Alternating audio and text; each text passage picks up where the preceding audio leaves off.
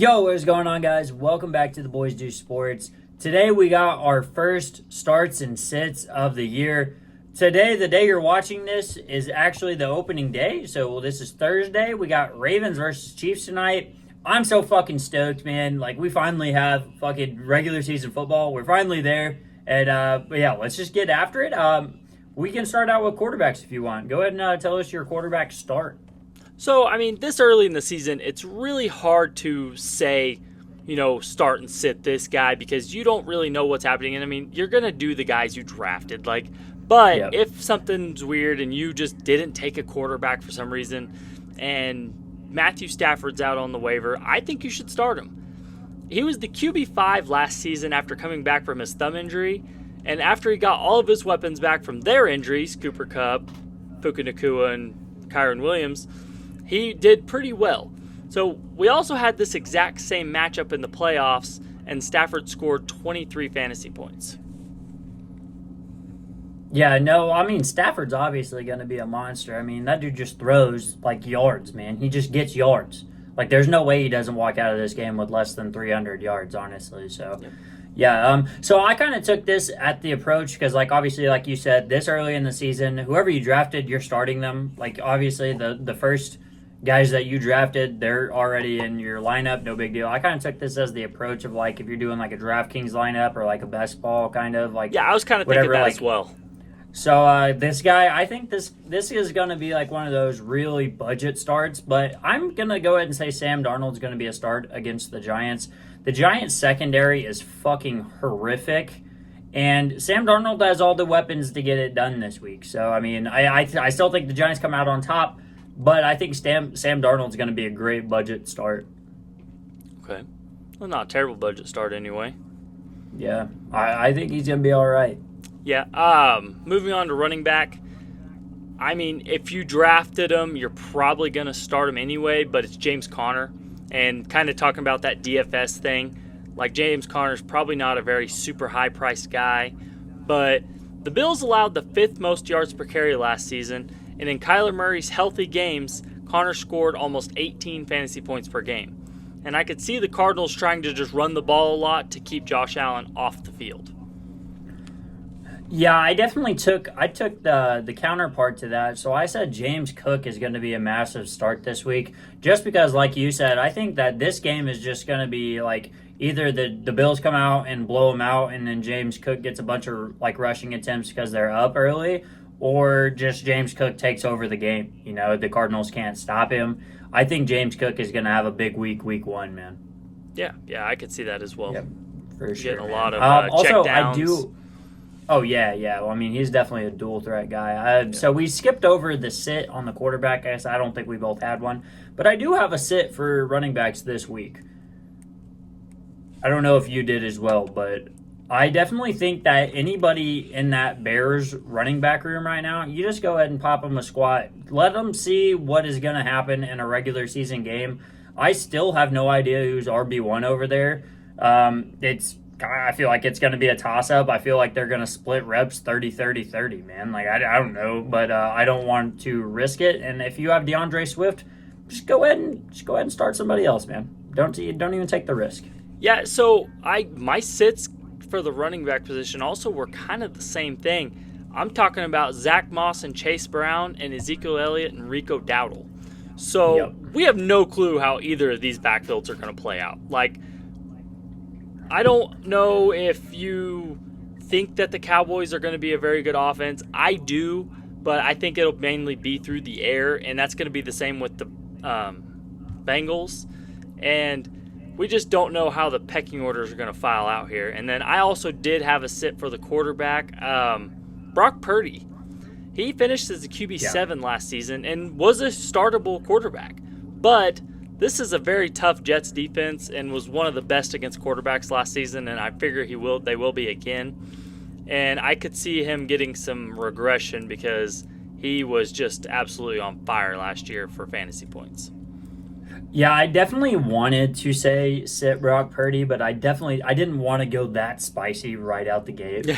But I also had to sit. I said sit Russell Wilson because they're playing the Falcons. That Falcons defense did just get buffed up a little bit. I think that Steelers offense, like I said earlier, like earlier in this week, maybe I think it's going to have a little bit of a growing session. They're going to need to go through a little bit to start getting good, and I don't think Russell Wilson comes out the gate swinging. So I think he's going to be a good sit there. Yeah. Yeah, you want to jump to wide receivers? I'll let you go first. All right, starting wide receiver. So it's hard to say, like, you drafted 3 wide receivers. You probably have a 4th one in your flex. So you're starting your main guys. But someone that you could get late is Jackson Smith-Njigba. Now, he was kind of limited last year with I think Shane Waldron or something like that was the offensive coordinator there. But he had a terribly low ADOT, which would be like only screens and stuff like that. But Tyler Lockett has been limited with a thigh injury. And that should open up a lot more work for JSN, like in the game, if he is still limited. And I assume Pat Surtain should be occupied with DK Metcalf. So I don't know anybody else on that defense. I kind of looked at the depth chart and was like, holy shit. Like, JSN could absolutely eat here. Yeah, the Broncos are definitely going to have a rough time with that little Swiss cheese defense they got going. Yeah. Speaking of Pat Surtain, though, dude just got an absolute bag today. Bag, baby. Wow, I was surprised he didn't get traded. Me too. I thought he was going to be a Giant. So, yeah, that kind of sucks. But, my start is going to be Calvin Ridley. So, over there on the Titans, man, I think they're going to have a lot to figure out going on as well. D-Hop going to miss the first 4 games, probably more. Who knows? I think Calvin Ridley is going to just go on a burner to start the season, man. He's a workhorse receiver. I don't see a whole lot of love on him. I drafted him. I think he's going to have a great season, dude. Yeah, I've been kind of avoiding that wide receiver trio of Tyler Boyd, D-Hop, and Calvin Ridley. And also, I mean, they have Treylon Burks still. But they said Will Levis is just going to absolutely air it out this year, so we'll see how that goes. My sit at wide receiver is a game we were just talking about, Jordan Addison. Like, last season, he averaged 10.5 fantasy points per game without Kirk Cousins and almost 16 with him. And he only had a 15% target share while Jefferson was on the field compared to a 23% target share without him. And I think his total fantasy points were really propped up by 10 touchdowns. Like, that's a lot of touchdowns for a rookie in general. I just don't see Sam Darnold throwing that many at all. No, so like I said, I think they're just going to have a great game, like yardage-wise. Who knows? Because, the Giants have always kind of had the bend, don't break philosophy when it comes to defense. We give up a lot of yards, and then, they'll settle for a field goal, or they'll just, take 180 yards to the house. That happens a lot, too. But, I don't really necessarily think Addison will have a bad game. I think against the Giants secondary, like I said, anybody could be wide open at any given time. So, but is it worth putting it in Sam Darnold's hands?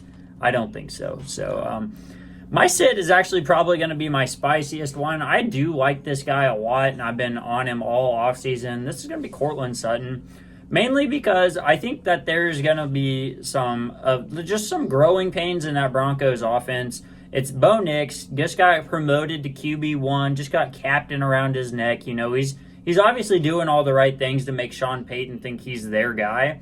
But I'm probably going to avoid starting Courtland Sutton until Bo Nix shows me something. I think it's going to have to just be a prove-it situation for me there. But he is one of their only weapons left. Because I like Marvin Mims a little bit, but like Courtland Sutton is just in a league of his own over there in that wide receiver room. Yeah, Marvin Mims is my other guy. I mean, they drafted Troy Franklin too, but they kind of act like he was going to have just a redshirt season kind of deal. But yeah. I don't like Courtland Sutton a lot because the year before last, he really screwed me when I drafted him pretty high, and he did not do very good. And then avoided him all year last year, and he scored like 8 touchdowns. I'm sick of the dude, honestly. But that's fair. Yeah.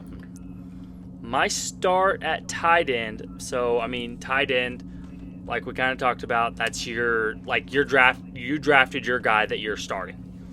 Yeah, you know who you're Yeah, starting. I did see something about Kyle Pitts is having some injury issues, maybe with like a thigh or something like that, or Yeah, hamstring. I think I read a hamstring today that came out. So if that's your guy, you didn't have a backup, and all the people in your league were hogging the backups, or just a cheap DFS play, Tyler Conklin.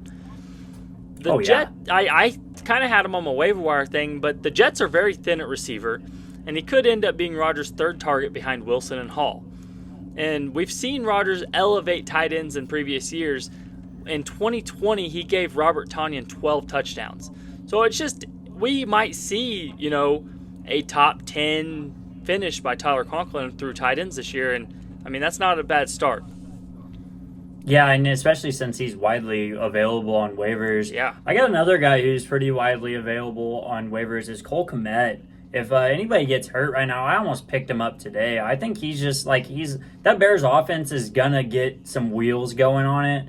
And obviously he's not going to be a workhorse 30 points a week tight end, but he might get 10. He might be a useful safety blanket in the red zone for a rookie QB. All rookie QBs love tight ends. It's widely known that it's rookie QB, tight end. It's his pacifier. It's a safety blanket. So, yeah, Cole Kmet might have a good season, too. I'm tired of people disrespecting my boy Kmet. I am one disrespecting Cole Kmet, and I liked him in previous seasons. But they did bring in Gerald Everett, who was with Seattle when the now Bears offensive coordinator, Shane Waldron, was in Seattle. And he brought him over from Seattle, I think, this year. And in the preseason and stuff like that in practice, I've seen that they are kind of splitting work. And with already 3 stud receivers and pass-catching running backs, I don't know. I'm kind of avoiding this whole team in general until we see me too. What is played out. But I don't know. I just don't like Kmet a lot this year at all. No, I got to see the hierarchy on that Bears team just in general. Like I said, I don't like anybody in that Bears backfield. The wide receiver core, I'm kind of stuck with Keenan Allen in our dynasty. I drafted Odunze. It's going to be we'll see eventually by probably hopefully week 2, 3. We'll figure out what's going on over there. But my problem with Gerald Everett is the fact that he has bricks attached to his hands. I'm not sure if it was surgical or if it was a choice. I think they make some sticky stuff that you can put on your gloves that would help you catch. But while he was with the Chargers, he really did not do me any favors with all the dropped passes. So I'm not too worried about him. So, that's all I got for me. I do have a sit at tight end. I was going back and forth here, and I went with David Njoku. He was one of my sell highs for Dynasty and stuff because he got really propped up last year by Joe Flacco. 43% of his fantasy points all last year came in 5 weeks with Joe Flacco. Now, Deshaun Watson just must not like to target tight ends. And I think the Cowboys are pretty good against tight ends. They allowed the 5th lowest fantasy points to tight ends last year. So David Njoku is just somebody I'm avoiding until maybe we see Deshaun show that he wants to throw the ball to him. Because they also brought in Jerry Jeudy. So I don't know. Yeah, there going to be a lot of weapons, a lot of mouths to feed over there. And I'm not sure Deshaun can feed any of them. I also faded everyone on that offense. Yeah, me too. I probably won't. Yeah, there's just no reason to. We can jump straight into our favorite props of the week. Our first props of the week, man. Yes, baby. Do you want to go first? Mine. I already sent you mine earlier. So mine is actually pretty it's pretty simple. I've been high on Brian Robinson Jr. all year. What do you think his anytime touchdown odds are? As a betting man, I'm going to say plus 340. Well, he's starting running back for the Commanders, though. Yeah. Plus 220? It's plus 200. Oh, man, I was so close. That was pretty close. I was looking, and I looked at all the teams and all the everything, and I'm like, man, I just not seeing any touchdown props. Last year, I hit on several anytime touchdown props, and I was just looking and looking and looking. I'm like, I don't see anything. And I saw him for plus 200, and I'm like, oh, yeah. Because when who was that? Cardinals running back. Anyway, 2 Cardinals running backs I've mentioned before have had really high rushes in the red zone under Cliff Kingsbury. So that's Brian Robinson's OC now. So I just really think we'll see a touchdown by him. Yeah, I mean, plus 200, that's actually great odds for an anytime tutty score. Mine is a plus 1,000. And it seems a little crazy because technically on the depth chart, he is like a wide receiver 4, but he's been the wide receiver 1 for the Giants for the past 5 years. I'm talking about Darius Slayton, 70-plus receiving yards. He is a deep threat guy. He can get 50 yards on one play. I just think he might take a couple of these, a little dig route for 20, a little out route for 10. I think he at least gets like 4 or 5 catches and maybe 70 yards. Sure, for plus 1,000, that's a crazy good bet, man. Like, I'm putting 10 on that as we speak.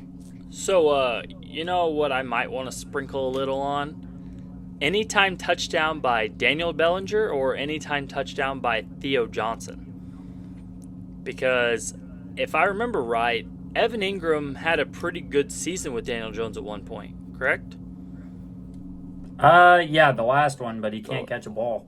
Well, I know, but Daniel Jones likes to throw them touchdowns to the tight end. Daniel Bellinger and Theo Johnson are plus 450 and plus 500 for anytime touchdowns. Yeah, that's not too bad at all. Considering, well, Daniel Bellinger has caught multiple touchdowns from Daniel Jones. And he has, I mean, Theo Johnson is someone I'm huge on. So, but plus 500 on him, I'm not sure how much he's going to see the field as a rookie, man. Well, like, he's going to split reps, but he's definitely a blocking guy. I've seen contradicting, like, articles about who's going to be the pass-catching tight end 1. And I guess you just never fucking know. No, we're just going to have to wait and see how this one shakes out. But yeah, no, that's something to sprinkle at for sure, man. Yeah, just like $5-10 on each one. Like, I mean. Yeah, I mean, not bad bet. Yeah. No, sir. So, yeah, that's all we got for this week. We will see you guys next week for our Week 2 game picks on, Tuesday? We upload that on Tuesday? Drop that on Tuesday, yep. Also, we're going to try and go live on TikTok. And we might try it on YouTube as well on Sunday morning before Sunday afternoon game starts. So if you guys want to go check that out, we're going to talk about bets. We're going to talk about stuff like that. We're going to talk about last minute changes on our fantasy lineup. So yeah, we'll see you guys then. Peace.